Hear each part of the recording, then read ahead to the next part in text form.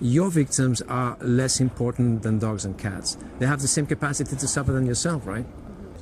The cops are usually okay. They just say, no. I don't want any trouble. So No, it's not trouble. It's not trouble. No, don't leave, please. No trouble. Ma ci ha fatto la intercomunicazione, ma. Sì, perché la noia si è spantata, no?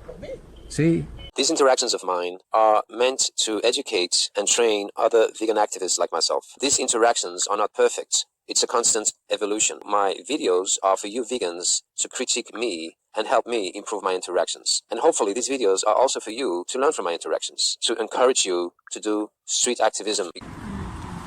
I've literally watched this for seconds, so I'm commenting upon intuition that she is holding a brave face, keeping smiling while processing the harsh reality in her mind. She leaves when a police car flashes its blue lights and says, "I don't want any trouble."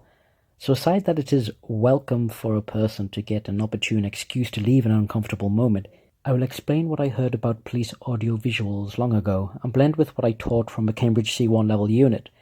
Police, the boys in blue, use blue because it is the rarest colour in nature. Colour has a different psychology for global cultures. To tropical dwellers, blue invertebrates and amphibians means deadly poison.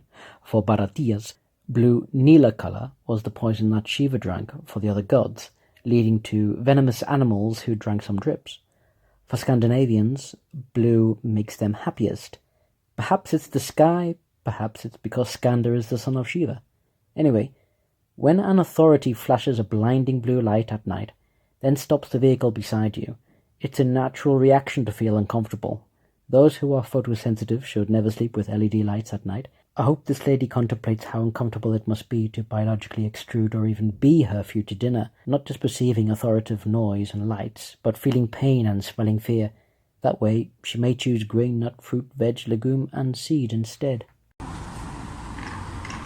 So I'm showing the behind the scenes of the animal industry. I'm showing industries that abuse animals, like the dairy industry and the egg industry. And all these animals that you see came from free range, cage-free, humane certified.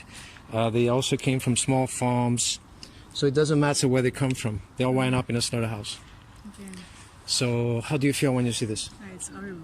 Horrible? Yeah, of course. So if it's not good enough for your eyes, how come it's good enough for your stomach? Yeah. Because this is what you eat 3 times a day, right?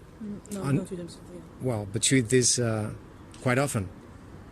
You eat animals, you eat eggs, you eat dairy, yes? Yes. And so I'm showing the dairy and the egg industry as well. Do you know the cruelty behind eggs or not? I watched a documentary on Netflix, but yeah, it's On it's Netflix? like about McDonald's, like was it those the chicken? The chickens. And it's like about the makeup also.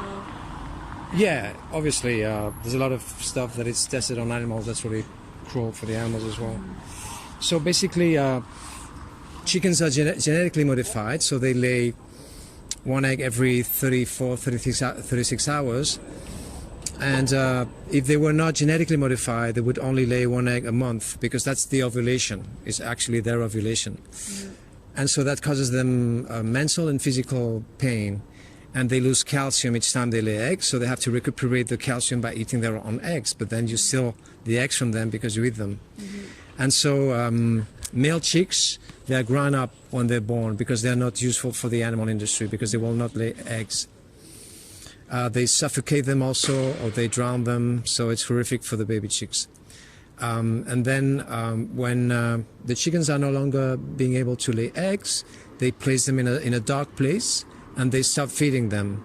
So that stress makes them lay even more eggs. And when they are completely exhausted, then they cut their throats, and people eat them in a soup. So the question I'm asking you is the egg industry cruel? Of course not. Yes?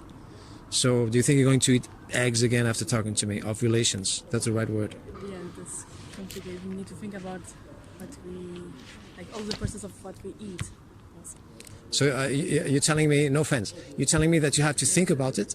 No, I think it means like when you go to the grocery, then you think twice about what you're going to. Oh, you have to think twice before you buy something, obviously, especially after knowing that it's cruel. At the beginning, yes, because then it makes like it's kind of routine that you have at the beginning, but then it has to change.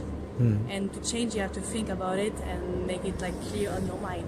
Yes. All right. And so, you know, what's the horror behind the dairy industry? They rape the bulls. They place some device in their asses, and so they have an electric discharge in their prostate glands, so they ejaculate, and that's really painful. And so they grab the semen and they put in the vagina of the cow, and then they rape the cow as well. They fist the cow in the ass. You have plenty of videos, and I'm also showing it here. So they fist the cow. They already raped the bull. And as soon as the baby of the cow is born, the calf, they separate it from her mother. And so the mother suffers enormously, just like any other mother would. And some mothers follow the truck where the calves are. And they follow the truck and they get exhausted and they die sometimes. And then they place machines in the teats of the cows to get the milk. And that causes them mastitis, which is an infection. And so they have to inject antibiotics. And so each time you eat cheese and dairy products, you're also eating those antibiotics, and you're also eating a little bit of pus and blood, because each time there's an infection, there's always a blood and pus. And you're also eating the hormones. And so when cows are no longer being able to give milk, they cut their throats, and people eat them as burgers. And I forgot to talk about the baby of the calf. They place them in a very small place, so they cannot develop their muscles. They do it on purpose, so the meat is really tender. And they give them a diet poor in iron on purpose, so they get anemic. And so the meat has a certain texture or flavor or whatever. They do it for commercial purposes. So, and then they cut their throats, and people eat them as veal. So the question I'm asking you is the dairy industry cruel? It's not cruel? It is cruel. Yes, it is. Violent, yeah, cruel, yeah. Yes, it is, yes. So, yeah. So do you think you're going to eat cheese again then, now that you know this? And yogurts and milk? Why would anyone drink the milk of another animal? It doesn't make any sense, right? Would you eat cheese from a female dog? Why not? It's the same thing. It's another animal. Would you eat cheese from another woman's milk? No. So why, consuming the milk of another animal? It doesn't make any sense. So I'm here on the street for people to think about these things, to question things, to see if they're being rational and honest with themselves and with me. Because it's absolutely rational to eat ovulations and to eat the food of calves. Doesn't make any sense whatsoever. You have 88 million vegans in the world. I'm vegan, obviously. Then you have vegan athletes, you have vegan bodybuilders. They're obviously not dead. And then you have athletes who are not vegan because they don't care about this, but they choose to not eating animals and their secretions to increase their athletic performance. So that proves that it's not only unnecessary, but it's also healthier. So why choosing to be cruel then? Especially after talking to me, now that I told you about the dairy industry and the egg industry. Why are you I have the impression, and I hope I'm wrong, that you're going to abuse animals again. You're going to torture and you're going to murder the cows and the calves again, for at least for a certain time. Why? Why choosing to be cruel? You don't know? At this point, I cannot give like a... Well, it's very easy. You just, if you're against animal abuse, you choose to stop abusing animals. Why it's so difficult to... Why it's so difficult to compute this in your brain? Why eating secretions again? Why eating ovulations again? Why even having to think about it? That's true. And so I didn't explain to you what fish go through and etc. But you can imagine it's horrific, right?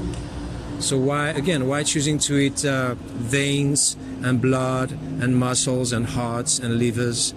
If you think about it, it's crazy. It's psychotic to eat cadavers, cadaver parts. Each time you eat an animal, that animal has been dead for maybe 2-3 months. The only reason it's still red and everything is because they put chemicals.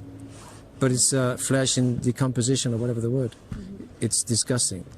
So again, I know, I'm insisting a lot about this. Why, after talking to me, you're going to be cruel again with your victims that you don't need to victimize? Why? Because like we always have we always teach us that we need to eat meat like for our body, for our health. Yeah. And this is like how we are educated in kind of way. But we need to change this way. Yes. Is there anything that justifies animal abuse? No. No. So your education and habits and traditions, they don't justify you doing it now, right? So if you think about it, it's an excuse. If you think about it, when you say, oh, but I have always done it like this, it's an excuse. You're giving me an excuse unconsciously. I know you're not doing it maliciously, but you're trying to justify and defend your... Like why we are doing this like from a long time ago. Yes, but we have also raped and we have also killed for a long time. Right. Does that justify doing it now? You need to change, that's right. Exactly. So why you don't want to change right now? That's the question I'm asking you. Because I think like we cannot change like right now. We need to take this position to change. If you were talking about any other injustice, and instead of actually showing your victims here, which are the cows and the baby calves, and I was showing dogs and cats being tortured and killed in China, we would not have this discussion now. But we're talking about your victims, which are not dogs and cats, but they're cows, and all of a sudden it's okay. And all of a sudden you have to think about it. It's okay. But all of a sudden it's something that you have to think about. And all of a sudden, I mean, how many animals will you torture and kill again before you decide to stop doing it? It doesn't make any sense. And again, if you were talking about dogs and cats, you would not even think about it. So why your victims are less important than dogs and cats? They have the same capacity to suffer than yourself, right? So again, why you have to think about it? Doesn't make any sense. The cubs are usually okay. They just said, no. I don't want any trouble. So No, it's not trouble. It's not trouble. No, don't leave, please. No trouble. Ma ci ha fatto la intercomunicazione, ma? Sì, perché la noia si è spantata, no? Sì.